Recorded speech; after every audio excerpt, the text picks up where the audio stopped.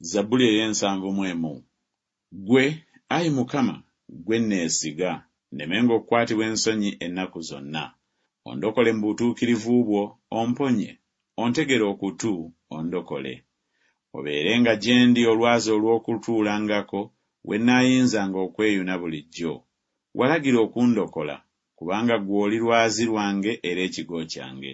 Omponye, Ayi Katonda wange, mu mukono gw'omubi, mu mukono gw'omuntu atali mutuukirivu, omukambwe. Kubanga ggwe oli ssuubi lyange, Ayi Mukama Katonda, gwe neesiga okuva mu buto bwange. Gwe wampanirira okuva mu lubuto, gwe wanziya mu byenda bya mmange, gwe nnaatenderezanga ennaku zonna. Ninga ekitalo eri abantu abangi, naye ggwe oli kiddukiro kyange eky'amaanyi. Akamwa kange kanajjulanga ettendo lyo, n'ekitiibwa kyo okuzibya obudde.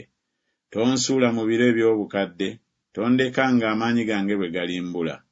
Kubanga abalabe bange banjogerako, n'abo abateega emmeeme yange bateesa wamu, nga boogera nti, Katonda amulese, mumugoberere mumukwate, kubanga tewali anaamuwonya.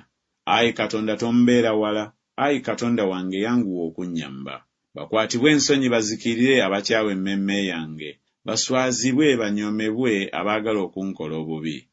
Naye nnaasuubiranga ennaku zonna, era nnaayongeranga okukutenderezanga bulijjo. Akamwa kange kanaatenderanga obutuukirivu bwo, n'obulokozi bwo okuzibya obudde, kubanga omuwendo gwabyo sigumanyi. Najjanga n'ebikolwa eby'amaanyi ebya Mukama Katonda, naayogeranga ku butuukirivu bwo, ku bubwo bwokka. Ayi Katonda, gwe wanjigirizanga okuva mu buto bwange, era okutuusa leero naabuuliranga ebikolwa byo eby'ekitalo. Weewaawo bwe ndiba nkaddiye era nga mmeze envi, Ayi Katonda, tondekanga, okutuusa lwe ndibuulira amaanyi go emirembe egijja okubaawo, n'obuyinza bwo buli muntu agenda okujja. Era n'obutuukirivu bwo, Ayi Katonda, bugulumivu nnyo. Gwe yakola ebikulu, Ayi Katonda, afaanana nga ggwani. Gwe yatulaga ebibonoobono ebingi ebizibu, olituzuukiza nate, era olitulinnyisa nate okuva mu byawansi by'ensi. Oyongerenga ggwe obukulu bwange, okyukenga nate onsanyuse.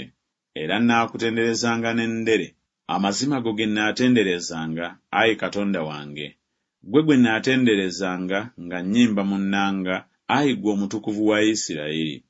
Emimwa gyange ginaasanyukanga nnyo bwe nnaayimbanga okukutendereza, n'emmeeme yange gye wanunula.